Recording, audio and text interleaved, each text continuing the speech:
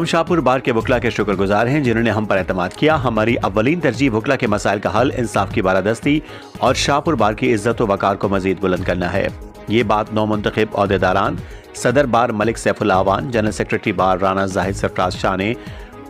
شاہپور بار کا باضابطہ طور پر چارج سنبھالتے ہوئے کہی. اس موقع پر سینئر قانون دان میاں عامر عطا بھٹا، ملک رمضان اعوان، شاہد شرازی، شیخ قمر الدین، سابق صدر بار سردار نذر عباس میکن، ملک اظہر اقبال اعوان، ملک تنویر اعوان، سید صداقت شرازی، سید فراز شاہ، حمزہ جلال چڈھڑ، ملک اقبال بلال، ملک انصر کنڈان،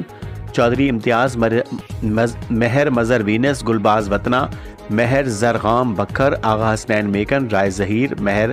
گوہر نواز بکھر اور دیگر وکلاء موجود تھے. اس موقع پر سابق صدر بار ملک اظہر اقبال نے عہدیداران کو مبارکباد دیتے ہوئے کہا کہ ملک سیف اللہ اعوان کا بلا مقابلہ صدر اور رانا زاہد سرفراز کا جنرل سیکرٹری منتخب ہونا نہ صرف ان کی انتھک محنت، پیشہ ورانہ دیانت اور قانونی بصیرت کا منہ بولتا ثبوت ہے، بلکہ وکلاء برادری کے اعتماد اور محبت کا بھی عکاس ہے. یہ کامیابی اس امر کا دلیل ہے کہ انہوں نے ہمیشہ حق، انصاف اور وکلاء کی وقار کی سربلندی کو اپنی اولین ترجیح بنایا ہے. سینئر قانون دان میاں عامر عطا بھٹا نے اپنے خطاب میں ملک سیف اللہ اعوان،